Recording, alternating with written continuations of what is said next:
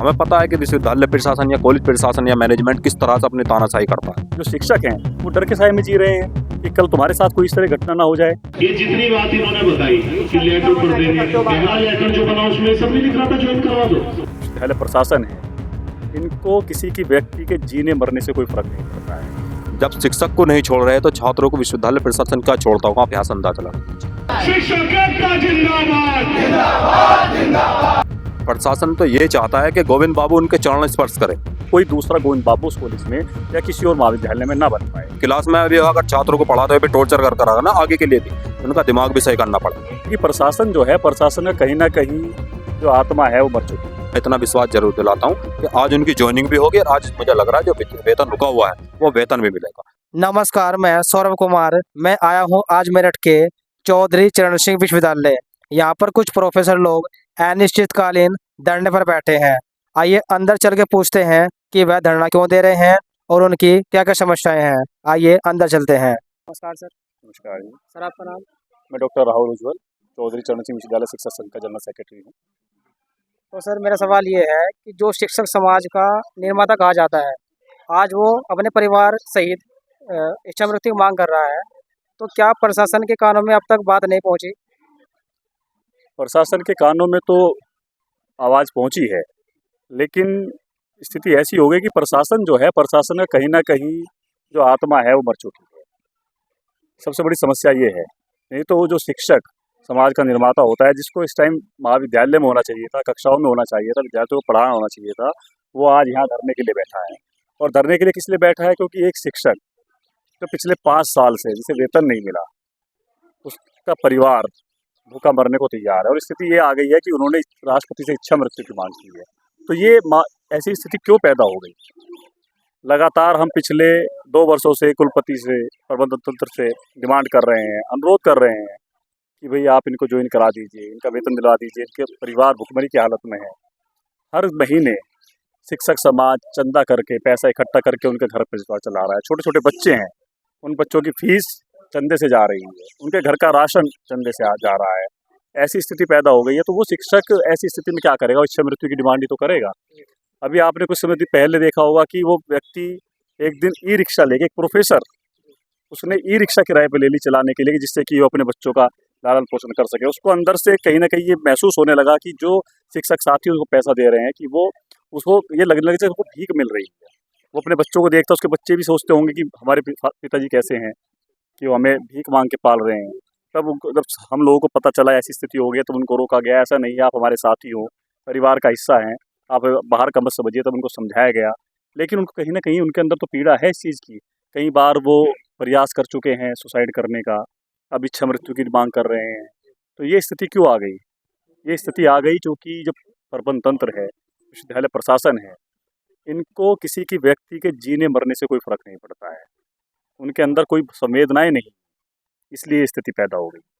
तो सर ये जो धरना है, ये धरना यहाँ पर कब तक चलेगा? ये धरना केवल एक मांग है इस धरने की, जब तक गोविंद बाबू जी की ज्वाइनिंग नहीं हो जाती तब तक ये धरना चलेगा। और सर जब अभी मतलब वीसी मैम आई थी, तो वीसी मैम ने क्या कहा? अभी कुछ समय पहले सुबह वीसी मैडम से बात हुई थी, उन्होंने बुलाया था, लेकिन हम लोगों ने कह दिया कि हमें कोई वार्ता नहीं करनी है। वार्ता हमने पिछले 1 साल से लगातार वार्ता कर रहे हैं, लगातार हमें आश्वासन मिलता है, 1 दिन 2 दिन, कभी डेट भी मिली है कि उस तारीख को करा दिया जाएगा, लेकिन कभी ज्वाइनिंग नहीं हुई। ये जितनी बात इन्होंने बताई कि लेटर पर देने, पहला लेटर जो बना उसमें सब नहीं लिख रहा था ज्वाइन करवा दो। 3 लेटर लिखे जाना, पहले मेरी सुनना। दूसरी बात कि वहां चले जाओ, पहले तय नहीं हो गया था हमारा कि ज्वाइन होगा, बिल्कुल ये तारीख भी तय हो गई थी कि भाई परसों आ जाओ ज्वाइन करवा लो। 17 तारीख सब कुछ हो गया था। अब कहे का आप हमें झांसा दे रहे हैं कि भाई वहां चले जाओ, वहां चले जाओ, ये चले जाओ। सब होने के बाद आपको पता है, आपका अंदर का दिल जानता है। आप भी हमसे कह रहे थे 2-3 दिन पहले, यार बताओ 2 महीने से तो मैं ही कह रहा हूँ, रोज कह रहे कर रहे वो सच बात कर लो ना आप यहाँ। तो आज हमने कह दिया हमें कोई वार्ता नहीं करनी है, आज केवल हमें समाधान चाहिए, आज हमें केवल ज्वाइनिंग चाहिए। तो कुछ समय पहले रजिस्ट्रार महोदय हमारे पास आए थे कि प्रबंध तंत्र से बात हुई है और आप इनको भेज दीजिए और उनकी ज्वाइनिंग हो जाएगी। लेकिन इस तरह के आश्वासन हमें पहले भी मिले हैं, तो हमने मना कर दिया था कि हम नहीं जाएंगे। आपको खुद ज्वाइन कराना पड़ेगा, या तो प्रबंध तंत्र को यहाँ बुलाइए या फिर आप जाइए। तो अभी कुलपति महोदय आई और उन्होंने कहा कि रजिस्ट्रार महोदय खुद गोविंद बाबू को लेके बड़ौत डीजे कॉलेज जा रहे हैं ज्वाइन कराने के लिए। मैं सिर्फ आपको ये संदेश देने आई हूँ कि प्रदीप चौधरी जी और रजिस्ट्रार साहब गोविंद बाबू जी को ले जा रहे हैं ज्वाइन कराने। तो सर जैसा आपने मतलब अभी बताया कि ये बार बार मतलब झांसा दे रहे हैं, तो आपको नहीं लगता कि मतलब इस बार भी ऐसा ही होगा गोविंद बाबू के साथ? इसीलिए तो हम लोग अभी बैठे हैं यहाँ पर। रजिस्ट्रार महोदय अभी गोविंद बाबू जी को लेकर निकल गए हैं, लेकिन हम लोग नहीं उठे हैं यहाँ से। कुलपति महोदय ने हमें यही कहा कि आप धरना समाप्त करिए, मैं रजिस्ट्रार महोदय को भेज रही हूँ ज्वाइन कराने के लिए। लेकिन हम लोगों को प्रबंध तंत्र पर बिल्कुल भरोसा नहीं है, क्योंकि ये स्थिति बहुत बार आ चुकी है पहले भी। हम करीबन 6-7 बार ये स्थिति पैदा हुई कि आज ज्वाइनिंग हो रहा है, आज ज्वाइनिंग हो रही है, लेकिन लास्ट में क्या होता था, नहीं होती थी। यहाँ पर रजिस्ट्रार महोदय से बात होती थी, वो भी कहते थे हम बात कर रहे हैं, 2 दिन में करा देंगे, लेकिन कभी नहीं हुआ। तो इसलिए हमें जब तक भरोसा नहीं है, जब तक उनकी ज्वाइनिंग ना हो जाए। रजिस्ट्रार महोदय निकल गए हैं लेकर, लेकिन हम बैठे हुए हैं जब तक वहाँ से गोविंद बाबू का फ़ोन नहीं आ जाएगा। साथ में हमारे मोटा अध्यक्ष सचिन शर्मा जी भी गए हैं। जब वो हमें बता देंगे कि भाई हाँ ज्वाइनिंग हो गई है, सारी जो फॉर्मेलिटीज़ हैं वो पूरी कर ली गई हैं, उसके बाद हम आगे की जो भी कार्रवाई होगी उसके बारे में अपने साथियों को अवगत करा देंगे। तो लेकिन तब तक धरना हमारा इसी तरह से चलता रहेगा। और सर यहाँ पर मतलब कहाँ से लोग आ रहे हैं जो समर्थन कर रहे हैं? समर्थन करने के लिए हमारे पूरे चौधरी चरण सिंह विश्वविद्यालय से अनुदानित जितने भी महाविद्यालय हैं, सभी के शिक्षक लगातार आ रहे हैं। क्योंकि होली के अवकाश के बाद आज महाविद्यालय खुला था, तो कुछ साथी हमारे अधिकतर महाविद्यालय में गए। तो महाविद्यालय काम पूरा करने के बाद आप देख रहे होंगे सुबह से भीड़ लगी हुई है, कभी भी यहाँ संख्या कम नहीं हुई। तो कुछ लोग सुबह आ गए, फिर दोपहर में आए, कुछ अब पुलिस पूरा करके आ रहे हैं। क्योंकि ये अनिश्चितकालीन धरना है, तो ये हमारी एक रणनीति थी कि जिस व्यक्ति को जब समय लगे वो तब आए, क्योंकि पूरी रात चलेगा। ये अनवरत चलेगा जब तक ज्वाइनिंग नहीं हो जाती। ये 1 हफ्ता 10 दिन भी चल सकता था। वो अलग बात है कि यदि आज ज्वाइनिंग हो जाती है तो हम धरने को स्थगित कर देंगे, समाप्त करेंगे। लेकिन बना के हमने मन में यही लेके चले थे कि लंबा चलने वाला है, इसीलिए हमने अपने शिक्षक साथियों को उस तरह से कहा था कि आप जो है ग्रुप में आते रहिए, कुछ अब आइए, 2 घंटे बाद दूसरे आ जाएँ, जिस तरह की किसी का काम भी बाधित ना हो और ये धरना भी अनवरत चलता रहे। तो सर आपको ये नहीं लगता कि मतलब प्रशासन की जो तानाशाही है वो कहना बढ़ती जा रही है? तो आज तो मतलब गोविंद बाबू के साथ हुआ है, तो कल को मतलब कोई और भी इस घेरे में आ सकता है? बिल्कुल आ सकता है। देखिए अभी हमारी जो लड़ाई है, अभी आपने देखा हो कि ये लड़ाई खाली गोविंद बाबू की ज्वाइनिंग तक नहीं है। ये गोविंद बाबू हमारी जो शुरुआत है, हमारी जो प्रथम वो है, वो तो यही है कि गोविंद बाबू की ज्वाइनिंग हो।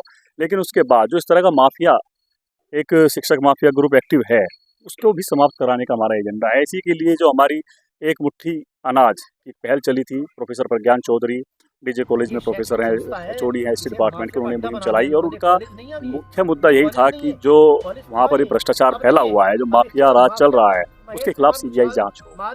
तो उस डिमांड को लेकर अब हम लगे रहेंगे।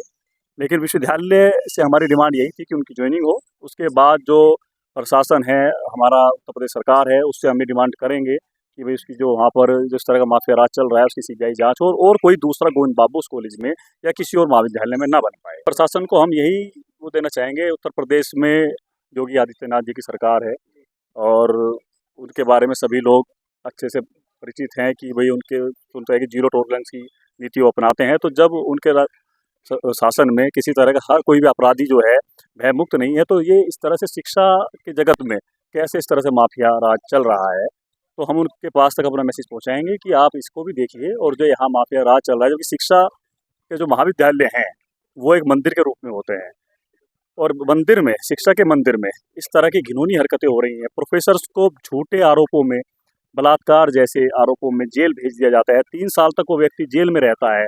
तो ऐसे उसकी एक सीबीआई जांच होनी चाहिए कि किन लोगों ने एक ऐसा जाल बुना कि उस व्यक्ति को जेल में 3 साल तक जेल में रखा, और जब कोर्ट ने उनको बाइज्जत बरी कर दिया, सब आरोपों से मुक्त कर दिया कि इस तरह कोई घटना हुई नहीं, ये एक जाल रचा गया है।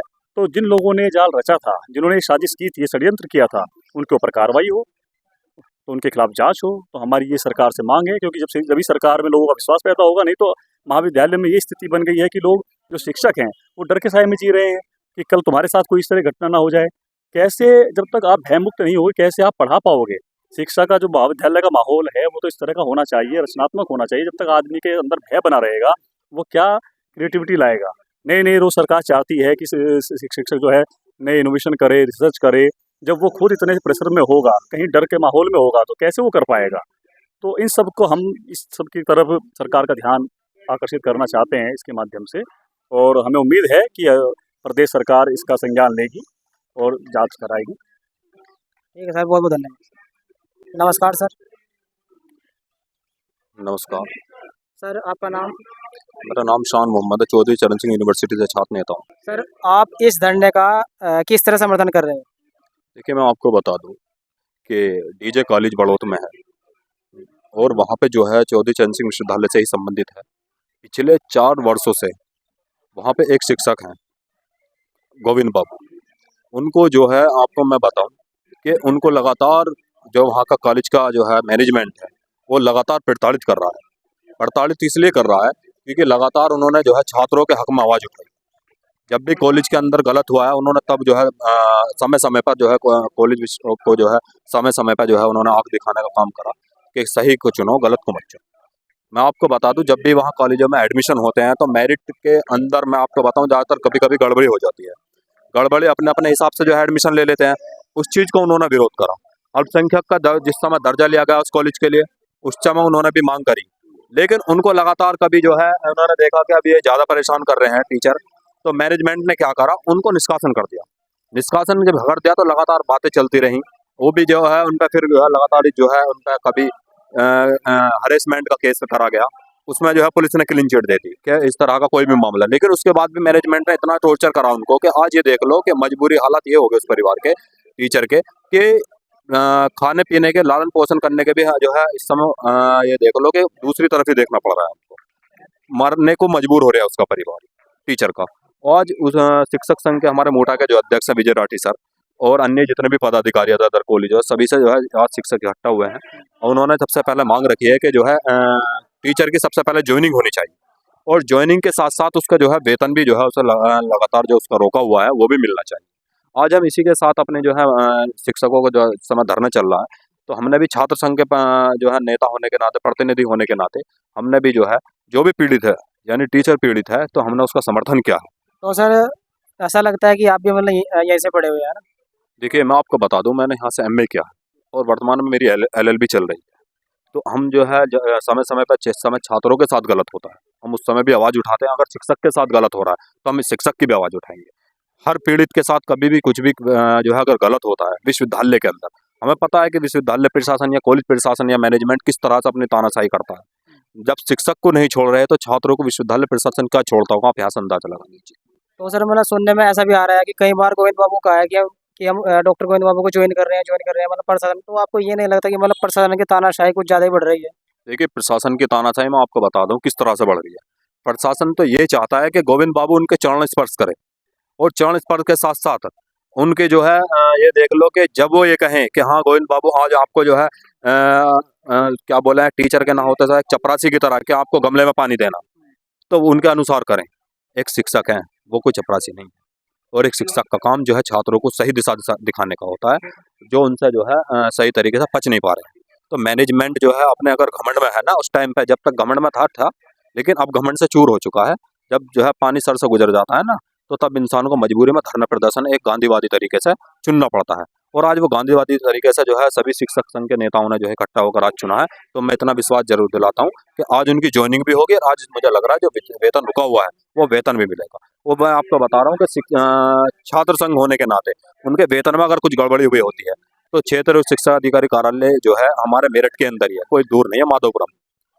हम उनके वेतन की मांग को लेकर क्षेत्र शिक्षा कार्यालय का भी घेराव करें।